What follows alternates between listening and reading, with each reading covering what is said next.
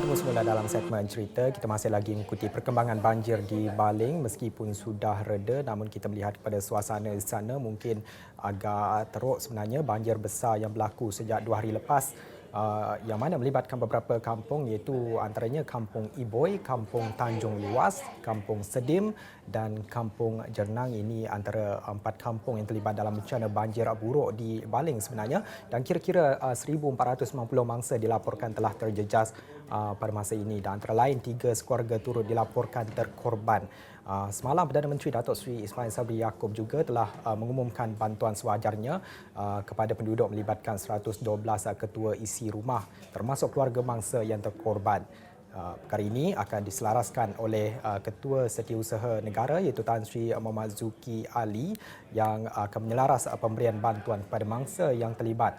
Dan ketika ini kerja pembersihan sedang giat dijalankan di Baling, dan untuk membawakan perkembangan suasana di sana kita bersama dengan Abdul Hadi Awang, Wakil Esrawani Kedah yang mengikuti kerja pasca banjir di Baling. Hadi, kita melihat pada tumpuan ketika ini diberikan terhadap kerja penyaluran bantuan. Apa perkembangannya? Okey, terima kasih Nick di studio. Dan untuk hari ini sebenarnya hari ketiga berlakunya bencana kejadian kepala air dan juga banjir di beberapa kawasan, beberapa kampung di Kupang, daerah Baling, terutama di tempat saya berada ketika ini di Kampung Iboi, yang mana ini yang merupakan antara kawasan yang terjejas teruk susulan kejadian berkenaan. Dan hari ini fokus sebenarnya kepada proses gerak kerja pasca banjir dan proses pembersihan kawasan-kawasan ataupun kawasan-kawasan rumah yang terjejas susulan kejadian berkenaan. Dan hari ini juga sejak pukul 4.30 pagi tadi sebenarnya kami sudah berada di Surau Al-Istiqomah di Kampung Carok Bemban bagi membawakan kepada anda proses pengumuman 3 sekeluarga yang ditemui meninggal dunia dalam kejadian ini, termasuk satu janin yang dikebumikan sekitar jam 5.30 pagi tadi di tanah perkuburan Islam Kampung Carok Bemban. Dan selepas itu tugasan kami banyak berfokus kepada tumpuan kepada proses pembersihan, dan kami juga ada mendapatkan beberapa penduduk ataupun beberapa individu yang temui di Kampung Iboi ini sendiri bagi mendapatkan reaksi mereka. Dan ada antara mereka yang menjelaskan mereka boleh kalau kehilangan harta benda, tapi mereka tidak boleh melihat kalau berlakunya kehilangan nyawa ataupun kemalangan jiwa yang berlaku dalam kalangan mereka. Dan mereka menjelaskan banjir yang berlaku kali ini memberikan kerugian besar kepada mereka, dan juga ini merupakan yang terteruk pernah berlaku dalam hidup mereka. Dan saya ada temu bual seorang pakcik berusia 91 tahun. Dia menjelaskan bahawa seumur hidup beliau, 91 tahun hidup, tidak pernah berlaku lagi tragedi yang berlaku seperti yang berlaku pada petang Isnin yang lalu. Dan seterusnya kami juga pergi mengikuti sidang media yang dilakukan oleh Menteri Besar Kedah, Datuk Seri Muhammad Sanusi Makno. Beliau maklumkan bahawa beliau tidak pernah untuk nak cover sebarang projek membabitkan projek Durian King yang berlaku di atas Gunung Inas seperti yang didakwa setengah pihak, manakala beliau tidak mempunyai sebarang kepentingan dengan mana-mana syarikat atau mana-mana pihak yang terlibat dalam projek berkenaan. Dan dalam sidang media beliau juga, beliau maklumkan bahawa kerajaan negeri akan membayar sewa rumah kepada selama 6 bulan kepada keluarga yang kehilangan rumah akibat banjir ini. Dan ketika ini mereka akan melakukan persiapan rapi terutama dan membabitkan usaha berkenaan. Dan difahamkan 15 rumah sudah hilang daripada susulan kejadian itu, dan 14 buah rumah mengalami mengalami kerosakan yang amat serius. Dan sudah pastinya selepas itu kami juga ada menembual Ketua Polis Daerah Baling, Tuan Samsudin.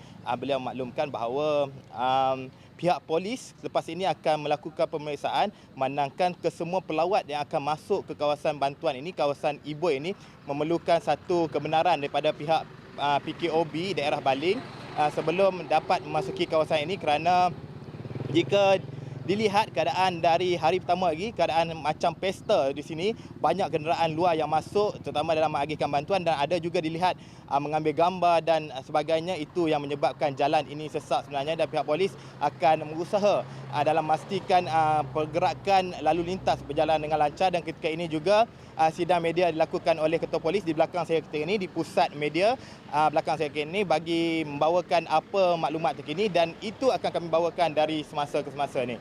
Dalam usaha penyaluran bantuan ini, kita dilaporkan bahawa jambatan yang menghubungkan Kampung Iboy dan juga Kampung Bendang Becah rosak, terputus sama sekali. Bagaimana sebenarnya usaha penyaluran dilakukan? Adakah terdapat laluan alternatif yang akan memudahkan usaha penyaluran ini berikan dengan mudah, Hadi? Nick, sebenarnya memang ada laluan alternatif, tetapi agak jauh daripada laluan biasa. Tapi laluan ini memang diperlukan oleh penduduk kampung ini sebenarnya, memandangkan di sebelah kanan ada sekolah, di sebelah kiri, sebelah sana ada masjid. Dan jika terputus pergerakan harian penduduk, agak sukar untuk mereka menjalani kehidupan harian mereka, dan itu yang mereka harapkan sebenarnya, jambatan ini dibaiki segera agar aktiviti seharian mereka berjalan lancar, dan terutama dalam kalangan warga sekolah dan juga individu-individu yang sering ke masjid. Ni.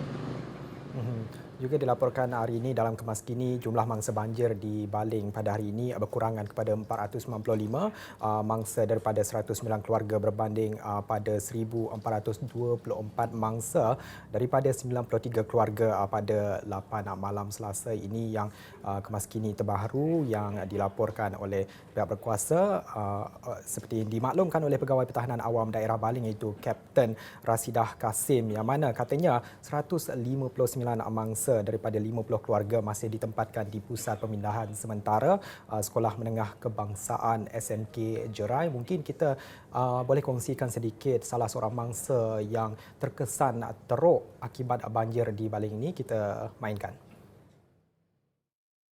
Kira memang dekat 200,000 lah. Sebab total lah saya tak dapat selamatkan apa, duit ke apa semua tak dapat. Itu masuk bangunan kedai ke macam mana? Sekali lah tu. Semualah sekali. Semua. Berapa lama dah buka kedai kek ni? 3 tahun.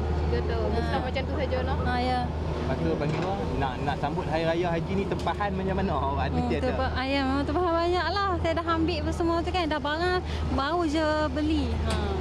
Tapi dah hanyut sikit mata. Ya, kalau nak nangis tu memang dah tak larat dah nak teriak kan. Dah. Jadi kita reda je lah, benda dah jadi. Saya kehilangan barang tapi orang yang keluarga hilang mak ayah. Jadi saya nak bersyukur lagi lah, nyawa masih Allah izin bagi ni hidup. InsyaAllah kalau ada rezeki tu memanglah saya akan buka balik. Mungkin tak tahulah masih kat sini ataupun kat luar buka perniagaan tu kan. Jadi doa yang baik je lah. Jika kita lihat di sana sebenarnya agak teruk dengan pokok-pokok bergelimpangan dan juga jalan juga penuh dengan lumpur. Mungkin ada jaminan daripada pihak berkuasa bila satu tempoh yang mana penduduk selamat kembali ke rumah mereka, bagaimana pula dengan keadaannya selepas itu, Hadi? Okey, sebenarnya dari hari pertama lagi pihak polis ada maklumkan kepada saya penduduk akan dibenarkan pulang ke rumah melihat kepada keadaan cuaca, dan dari hari pertama Baik, itu apa yang dikongsikan oleh Abdul Hadi Awang, Wakil Esra Awani Kedah, yang mengikuti liputan pasca banjir di Baling. Bukan saja hari ini, sebenarnya sejak Isnin lagi Hadi sebenarnya sudah membawakan liputan berkenaan banjir di Baling ini, yang mana dilaporkan ratusan keluarga terlibat, dan banjir ini banjir buruk yang mengakibatkan mangsa ataupun penduduk tempatan terjejas dengan begitu teruk sekali. Ada yang kehilangan rumah dan juga kedai, dan selain itu mengorbankan 3 keluarga dalam banjir buruk ini. Bantuan, kata Hadi, akan terus diberikan buat mangsa banjir yang terlibat ini, dan pastinya kita akan terus mengikuti lagi apa perkembangan seterusnya selain pada pembinaan jambatan yang dijanjikan oleh Kementerian Pertahanan dan juga KPLB itu sendiri.